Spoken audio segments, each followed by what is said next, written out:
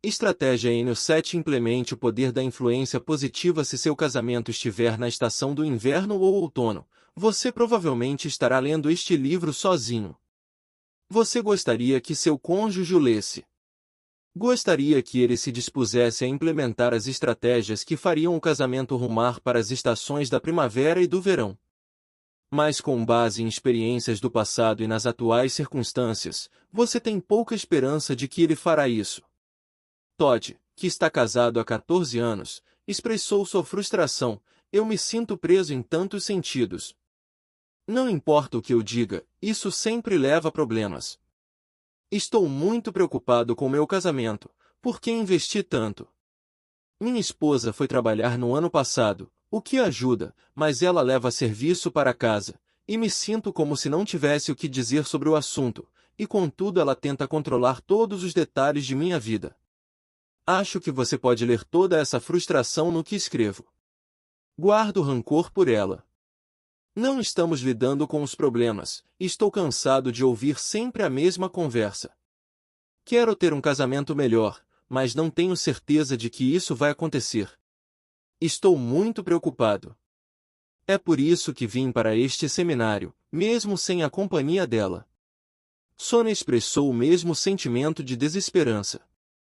Este é o terceiro casamento dela, o qual já soma 3 anos e meio. No momento, nosso casamento está na estação do outono. Isso está causando muita ansiedade.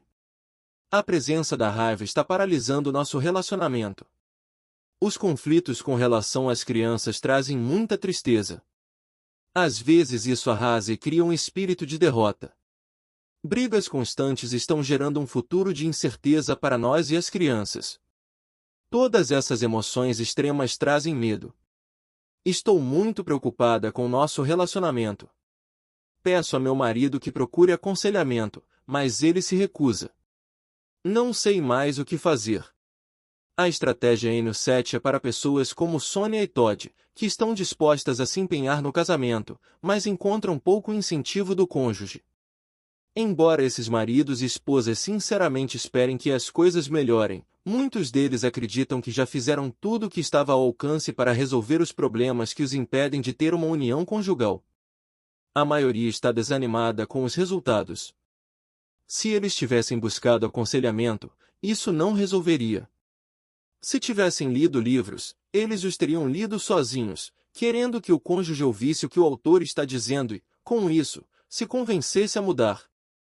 Alguns tentaram o método da leve confrontação, mas depararam com um público silencioso e sem resposta. Outros, em desespero, tentaram gritar e falar alto.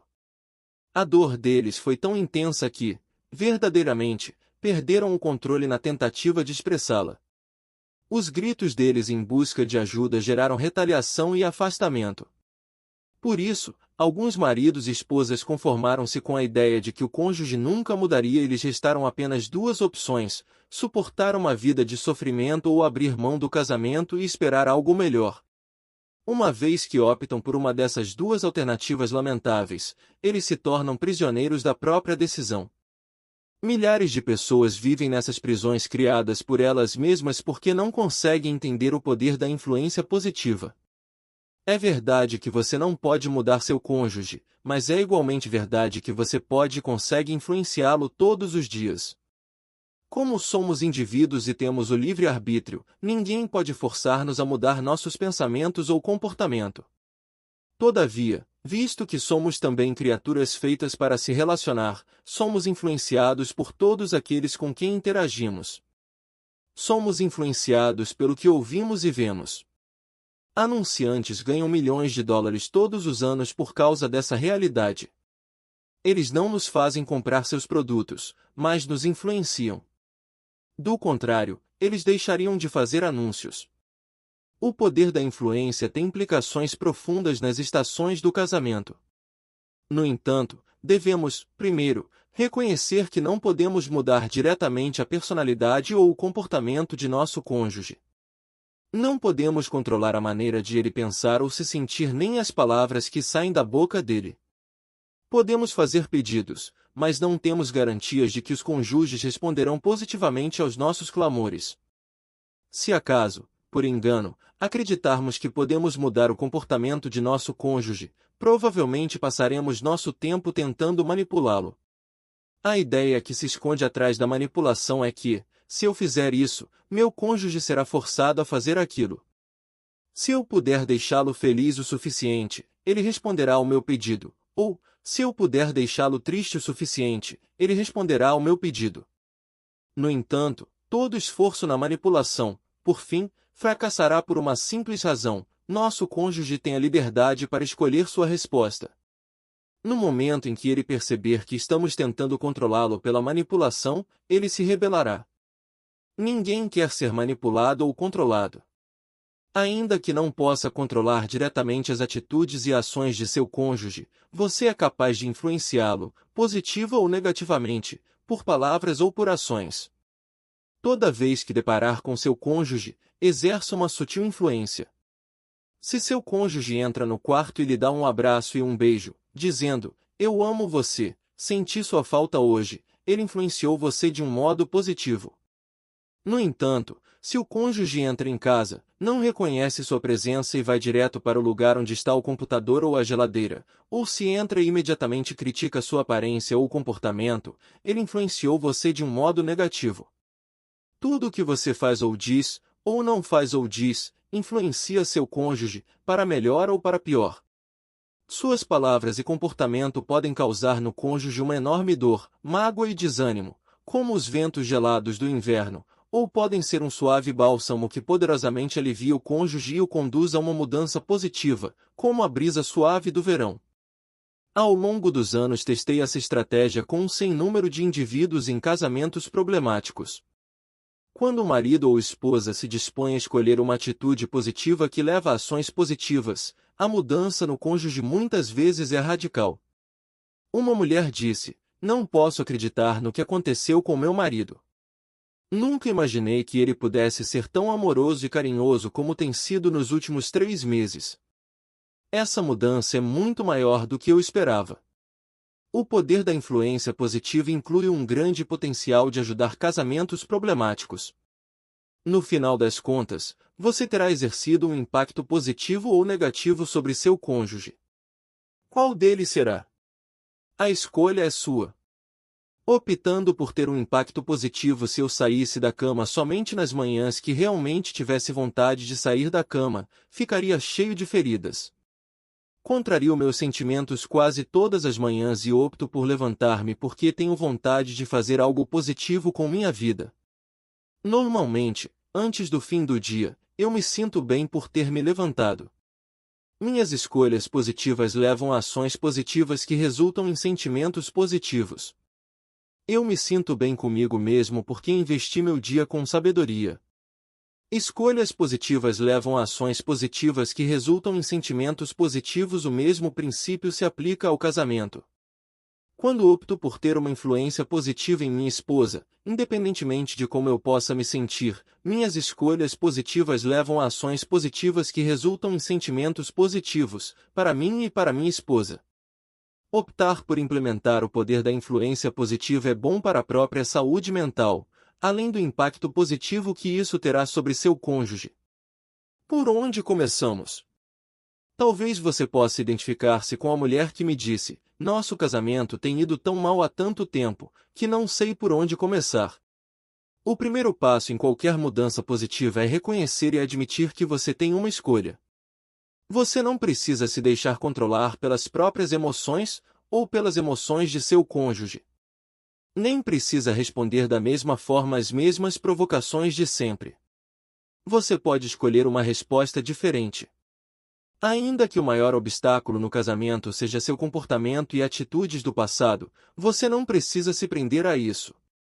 Só porque você fez sua cama não significa que tem de deitar nela. Você pode optar por levantar-se e fazer um investimento positivo em seu casamento.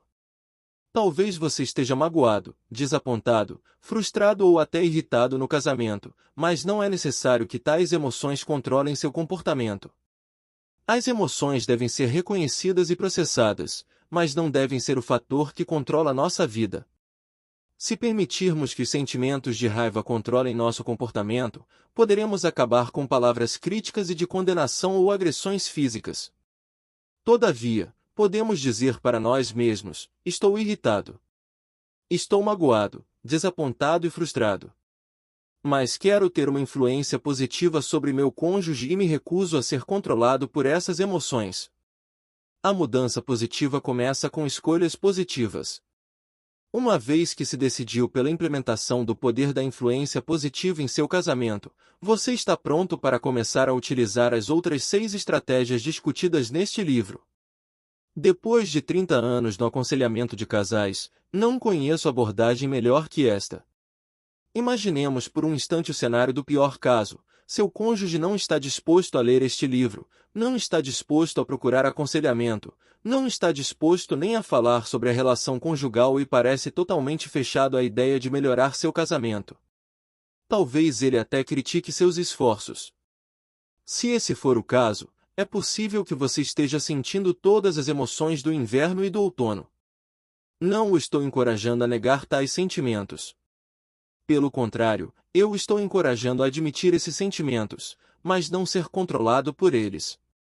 A decisão de implementar o poder da influência positiva pode ser a decisão mais importante que você já tomou no casamento. Portanto, eu o estou convidando a se juntar a mim para considerarmos novamente as primeiras 6 estratégias, observando-as pela perspectiva de alguém em sua situação. No momento, seu cônjuge pode não estar disposto a se juntar a você nessa jornada, mas quero que você reconheça que ele não poderá impedi-lo de fazer a jornada. Enquanto estivermos na jornada, vou apresentar-lhe indivíduos que experimentaram essas estratégias e colheram os benefícios. Estratégia N1. Resolva as falhas do passado ano. Estava casada havia 8 anos quando seu casamento logo se voltou para o inverno. Acho que ficamos na estação do outono por algum tempo, ela disse. E prosseguiu: o problema foi que não reconheci isso. Um dia ouvi sem querer meu marido dizer para alguém ao telefone: sentirei saudades também. Sei que não se tratava de uma conversa de trabalho. Em meu coração, eu sabia que ele estava conversando com outra mulher. Eu não queria acreditar nisso, portanto não disse nada a respeito. Mas quando chegou a conta telefônica, conferi os números e descobri várias ligações para um número que eu não reconhecia. Então, uma noite, o telefone tocou. Eu o atendi e uma senhora pediu para falar com Rob. Eu lhe disse que ele não estava em casa no momento e perguntei se ela gostaria que ele retornasse a ligação. Ela respondeu que sim e passou o número de seu telefone. No mesmo instante comparei os números e descobri que aquela era a mulher com quem Rob falava ao telefone. Quando o confrontei, ele admitiu ser a ligação de uma mulher do trabalho, mas garantiu que não havia tido relações sexuais com ela, era apenas amizade. Mas eu sabia que a história não parava por aí. Fiquei tão magoada e irritada. Não podia acreditar que ele tinha me traído. Saí em silêncio. Não conversei com Rob por 2 semanas.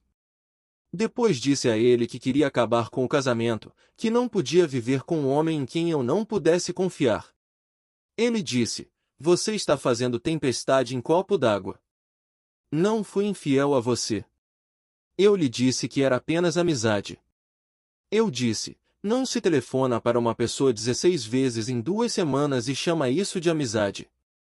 E não sei quantas vezes você telefonou para ela de seu celular. Eu estava furiosa. No dia seguinte procurei uma conselheira. Não queria deixar Rob sem antes conversar com alguém. Sabia que, por estar tão nervosa, poderia fazer algo que, mais tarde, perceberia ser tolice. Fui à conselheira 2 vezes por semana nas 3 semanas seguintes.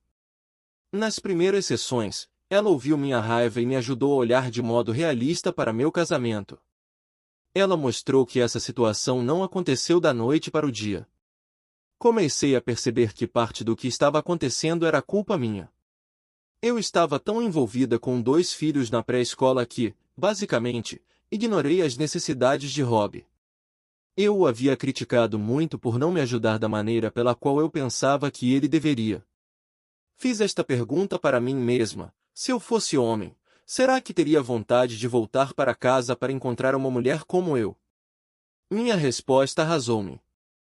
Sei que desapontei Rob. Agora, isso não justificava o comportamento dele, mas eu sabia que tinha de lidar primeiro com meu próprio fracasso. A princípio resisti à ideia.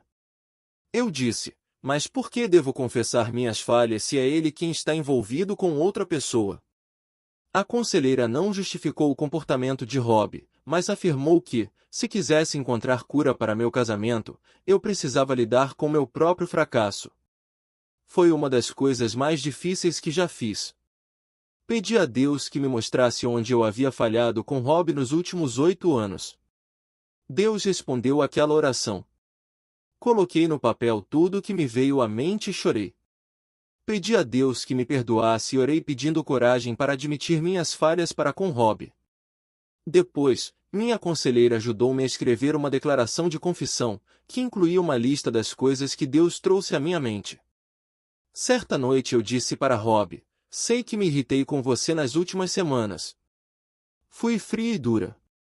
Acho que foi porque fiquei profundamente magoada. Mas, como você sabe, estou fazendo aconselhamento e percebi que não foi só você que pecou em nosso relacionamento. Em outra noite, pedi a Deus que me mostrasse em que eu havia falhado. E se você estiver disposto a ouvir, gostaria de compartilhar o que ele me disse. Pedi a ele que me perdoasse e estou pedindo a você que me perdoe também. Quando li minha lista de falhas, Rob respondeu, Ana, você está se martirizando. Você está tentando assumir a responsabilidade por minhas falhas. Não há desculpa para o que fiz. Eu disse, Rob, agradeço suas palavras. Mas o fato é que todas essas coisas ainda são verdadeiras. Não tenho sido a esposa que você merecia. Com a ajuda de Deus e sua disposição, isso vai ser diferente no futuro. Continuamos a conversar e, por fim, Rob disse, estou disposto a lhe perdoar se você me perdoar. Quero participar com você do aconselhamento, pois sei que posso melhorar nosso casamento. Aquela foi a noite em que as coisas mudaram para nós. Agora fazemos aconselhamento, já faz 6 meses. Fizemos um grande progresso. Nossa vida está muito diferente. Estamos aprendendo a suprir as necessidades um do outro, e estou muito animada. Até diria que estamos nos aproximando da época da primavera. E espero logo ver os açafrões. É como você disse, eu não podia mudar Rob, mas podia ter uma influência positiva sobre ele ao lidar com minhas próprias falhas. Sou tão grata pela orientação de minha conselheira, que me ajudou a processar minhas emoções e me pôs na direção certa. Não quero dizer que, em toda situação, o cônjuge corresponderá ao poder da influência positiva tão rapidamente como aconteceu com Rob. No entanto, creio que lidar de modo positivo com as próprias falhas do passado é o primeiro passo para exercer uma influência positiva sobre seu cônjuge. Você pode tomar o passo da confissão e do arrependimento por suas falhas, e seu cônjuge pode responder-lhe de maneira áspera. Um marido disse, experimentei o que você sugeriu e minha esposa disse, se você pensa que uma confissão mal feita vai me fazer mudar de ideia, está enganado.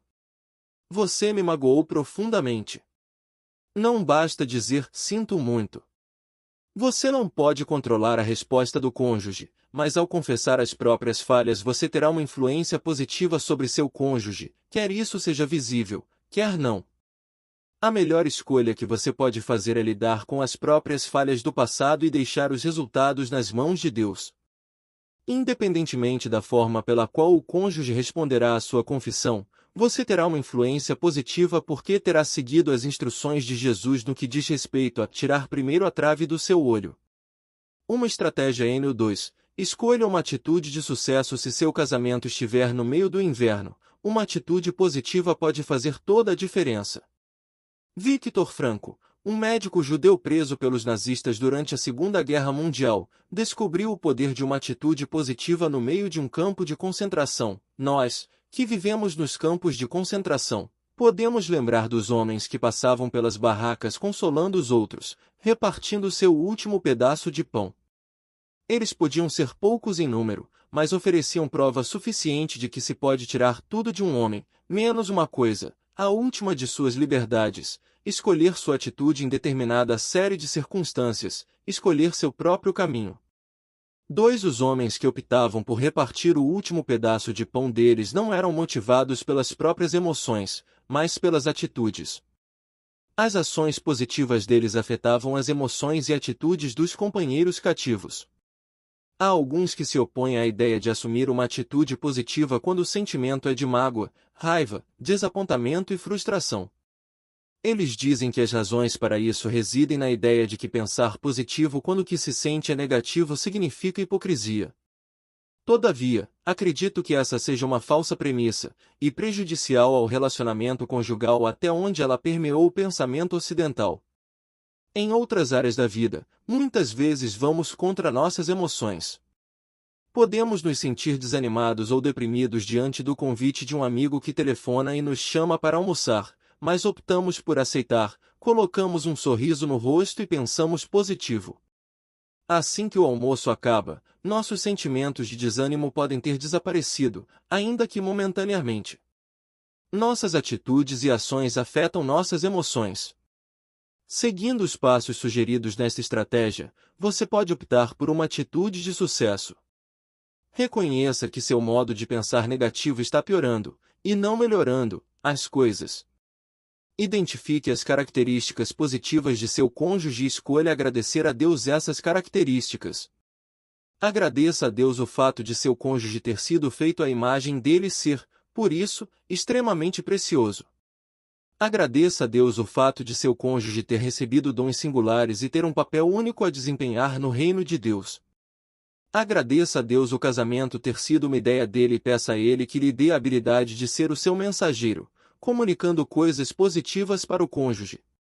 Em seguida, comece a expressar gratidão pelas características positivas que você observa em seu cônjuge. Você pode escolher uma atitude de sucesso mesmo quando seu cônjuge não mostra interesse em melhorar o casamento. Conheci Stuart em Home, na Geórgia. Casado havia 15 anos, admitiu terem passado ele e a esposa, Karen, a maior parte daqueles anos na estação do inverno no casamento. Durante anos culpei Karen por nosso triste casamento. Ela queria ser o tipo de mãe que fica em casa com os filhos. Concordei com a ideia e trabalhei duro para sustentar a família. Para mim, o problema era que ela não estava fazendo a parte dela. A casa sempre parecia uma bagunça, e eu tinha sorte quando ela cozinhava uma vez por semana. Ela nunca se interessava por sexo e, honestamente, também cheguei a ponto de não me interessar tanto assim. Estávamos criando nossos filhos, mas nosso casamento estava vazio. Um dia, desesperado, eu estava lendo minha Bíblia. Deparei com Filipenses 4:8, tudo que é verdadeiro, tudo que é respeitável, tudo que é justo, tudo que é puro, tudo que é amável, tudo que é de boa fama, se alguma virtude há e se algum louvor existe, seja isso que ocupe o vosso pensamento. Era como se Deus dissesse para mim: você tem tido uma atitude negativa com relação ao seu casamento, e isso não está ajudando. Por que você não começa a se concentrar no que é positivo? Procure as coisas boas em sua esposa e comece a lhe fazer elogios. Pedi a Deus que me ajudasse a fazer uma lista das coisas positivas com relação a Karen. Fiquei surpreso com o tamanho da lista. Então pedi a Ele que me desse a capacidade de elogiá-la uma vez por dia, e não lhe dirigir comentários negativos. O que aconteceu no mês seguinte foi inacreditável. Quando parei de criticá-la e comecei a expressar apreço pelas coisas positivas que observava nela, o comportamento de minha esposa começou a mudar. Ela começou a sorrir novamente e a me paquerar como fazia durante nosso namoro. Nunca me esquecerei de nossa primeira relação sexual. Fiquei acabado. Alguns meses depois, houve um seminário para casais em nossa igreja e perguntei a ela se gostaria de participar. Ela concordou, e aquele foi outro grande avanço. Passamos definitivamente do inverno para a estação da primavera no casamento. Era um relacionamento totalmente novo. Começamos a conversar sobre nosso casamento e resolver as coisas que haviam sido dolorosas para nós dois no passado. Fizemos um grande progresso, e estou animado com o nosso futuro juntos. Gostaria que todos pudessem ter o tipo de casamento que temos. A jornada de Stuart e Karen do inverno para a primavera começou com a opção de Stuart por tomar uma atitude de sucesso e com o compromisso dele em aprender a concentrar-se nas coisas positivas relacionadas a Karen. Muitas vezes, as estações conjugais começam a mudar quando uma pessoa escolhe uma atitude de sucesso, a despeito dos sentimentos negativos. Estratégia N3. Aprenda a falar a linguagem de amor de seu cônjuge. Ruth apareceu em meu consultório sem hora marcada. Por acaso eu estava livre e concordei em vê-la. Ela não perdeu tempo e foi direto ao ponto. Ela disse: tenho hora marcada com um advogado às 14 horas. Vou me divorciar de meu marido. 20 anos de sofrimento já são mais que suficientes. Não sei por que passei pelo seu consultório. Não acho que haja alguma coisa que você possa fazer, mas pensei que deveria, pelo menos, conversar com um conselheiro antes de ver o advogado. Ouvi Ruth despejar sua história de dor durante 1 hora. Basicamente, tratava-se de uma história de negligência. O marido era um mecânico de carros cuja oficina ficava nos fundos de casa. Ele era um homem trabalhador, mas, pelo visto, pouco sabia a respeito de como se relacionar com a esposa. Pela perspectiva de Ruth, o marido esperava que ela cozinhasse para ele, lavasse e passasse as roupas dele e tivesse relações sexuais quando ele bem entendesse. Fora isso, ele não tem tempo para mim. E se acaso me atraso com uma de suas refeições, ele me xinga. Ele passa noites trabalhando na oficina, menos às quartas-feiras porque sai com os amigos para beber. Normalmente, ele não chega bêbado, e quando isso acontece, não é agressivo. Na maioria das vezes, ele dorme no sofá nessas noites. Sinto que eu não posso continuar neste relacionamento, ela disse. Eu me compadeci de Ruth, mas aproveitei a oportunidade para explicar-lhe o poder do amor incondicional. Compartilhei com ela o conceito das 5 linguagens do amor, além de falar sobre o tanque de amor. Quando sugere que, provavelmente, o tanque de amor do marido ficará vazio durante toda a vida, menos nos breves momentos em que ele e Ruth se apaixonaram, ela respondeu: é interessante você dizer isso. Quando estávamos namorando, ele era carinhoso comigo. Eu realmente pensei que estava me casando com um homem bom, mas depois do casamento tudo mudou. Dei a entender que, ao sair do êxtase emocional do relacionamento na época em que namoravam, o marido voltou ao estado emocional normal dele, ou seja, de um tanque de amor vazio.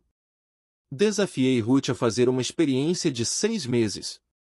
Pedi que falasse a principal linguagem de amor do marido uma vez por semana para ver o que aconteceria.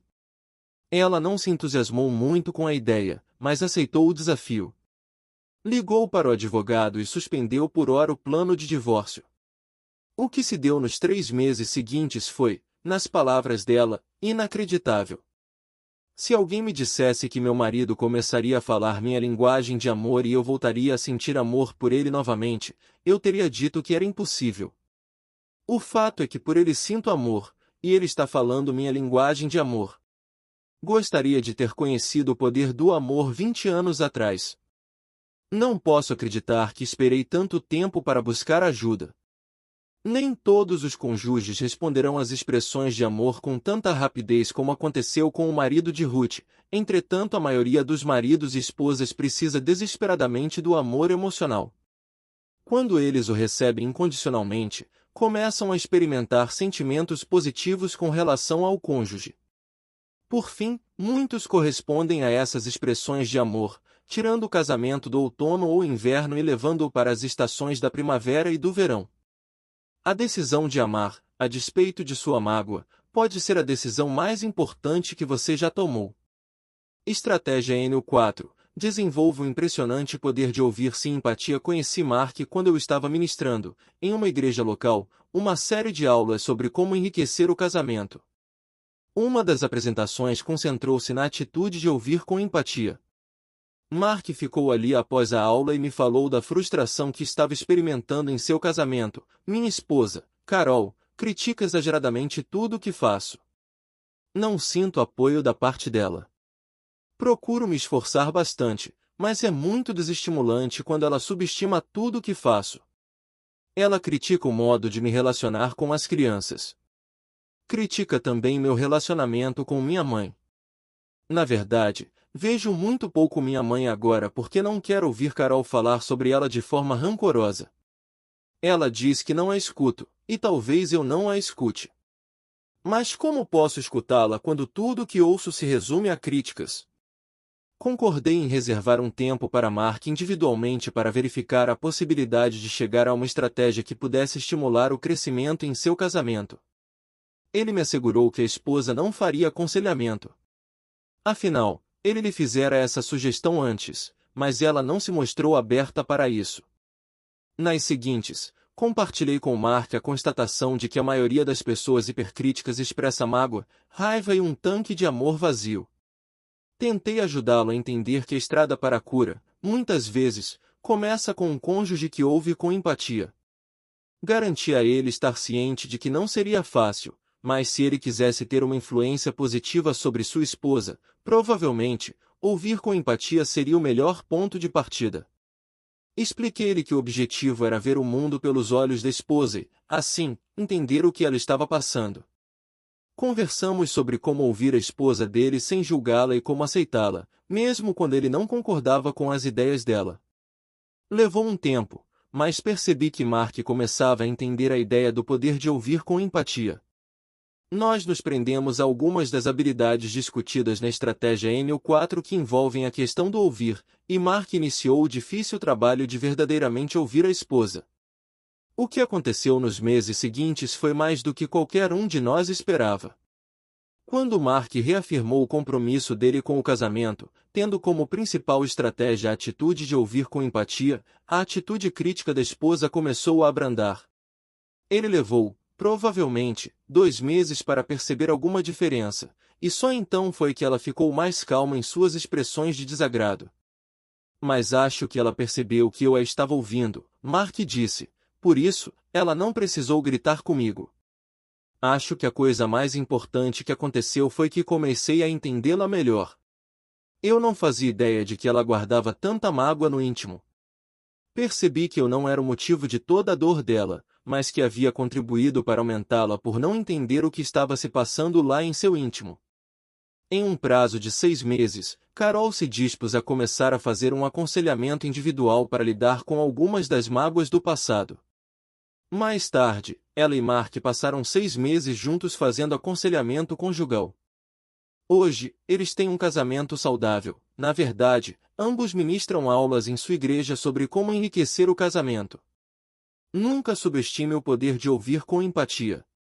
Estratégia Enneagram 5. Descubra a alegria de ajudar seu cônjuge a ter sucesso. Bárbara estava em meu consultório se queixando do marido, Richard. Ele quer ser corretor de imóveis. Nos últimos 6 meses, ele passou cada minuto livre estudando para o exame. Não acho que ele tenha personalidade para ser vendedor. Ele diz que não lhe dou apoio, mas só o que estou fazendo é ajudá-lo a ser realista. Ele já vendeu imóveis antes? Perguntei. Não, ela disse. Porém, já tentou vender carros, e isso não deu muito certo. Ele acha que encontrou seu nicho, mas já faz 6 semanas que está trabalhando em uma imobiliária e não vendeu nenhuma casa. Não podemos pagar as contas apenas com meu salário, e sabe lá Deus quando ele receberá um cheque. Eu podia notar o quão extremamente frustrada ela estava. Todas as conversas de Bárbara com Richard pareceram inúteis para apagar o desejo do marido de vender imóveis. Foram necessárias 3 ou 4 sessões de aconselhamento para que Bárbara pudesse aceitar a ideia de que, como Richard investira tanto tempo para se preparar para o exame e persistira, apesar de todas as tentativas dela para convencê-lo do contrário, talvez ele pudesse ter sucesso no ramo imobiliário. Com o tempo, Bárbara entendeu que o sucesso ou fracasso do marido podia depender do apoio emocional dela. Até que ponto vocês ficariam endividados se Richard ficasse 1 ano sem ajudar com o salário em casa? Perguntei. Na semana seguinte, Bárbara voltou com uma cifra. Sugeri que ela e Richard tomassem emprestada aquela quantia e a usassem quando necessário, enquanto, juntos, tentassem fazer dele um corretor de imóveis bem-sucedido. Se ele tiver sucesso, considerei, o empréstimo poderá ser facilmente liquidado. Do contrário, não é uma quantia exorbitante que vocês dois não possam pagar enquanto ele trabalha em outro emprego. Pelo menos, vocês saberão se Richard tem jeito para a venda de imóveis. Com essa segurança emocional, Bárbara aceitou a ideia de ajudar Richard a se tornar um sucesso. Essa esposa estava indo contra os medos dela, mas sabia que o marido merecia contar com seu apoio em um projeto para o qual dedicara tanto tempo e energia. Eu a alertei contra a tentativa de conduzir a vida profissional do marido, dizendo-lhe como ter sucesso. Em vez disso, o papel dela era dar apoio, expressando interesse pelas experiências diárias do marido e se alegrando com qualquer vitória pequena que surgisse. Se ele ficasse desapontado com a perda de uma venda, a resposta de Bárbara seria: tenho certeza de que ficaria desapontada se estivesse em seu lugar também. Mas isso faz parte do trabalho. Vamos procurar a próxima venda e acreditar no melhor. Você quer obter sucesso nisso, e sei que pode alcançá-lo. No fim do ano, o empréstimo havia sido pago e Richard e Bárbara tinham uma pequena poupança. O segundo ano foi ainda melhor. Ao longo dos últimos 10 anos, com certeza houve altos e baixos, mas Richard tornou-se um dos melhores vendedores da empresa. Ele e Bárbara podem rir agora daquela experiência de um ano. Mas Richard sabe que, sem o apoio da esposa, ele provavelmente não teria conseguido vencer. Bárbara sente uma grande alegria em saber que ajudou o marido a obter sucesso em algo que ele realmente queria fazer.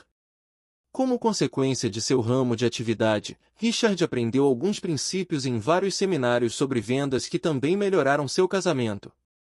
Ele aprendeu a se comunicar com Bárbara de um modo positivo e a incentivá-la com palavras de afirmação.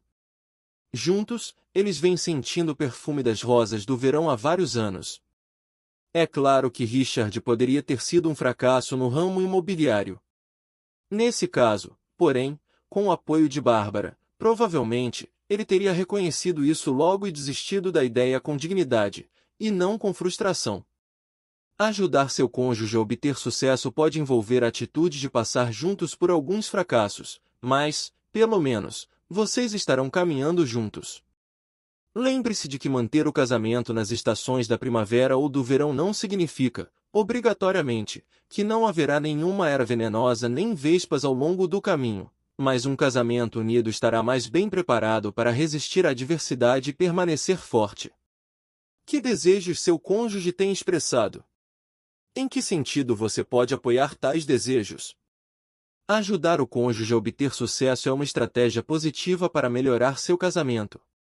Estratégia N6. Aproveite ao máximo suas diferenças. Brad gostava de levantar cedo. Antes de se casar, ele sonhava tomar café com a esposa, discutir as expectativas do dia e orar com ela antes de ir para o trabalho. Depois do casamento, descobriu que Jenny não gostava de madrugar.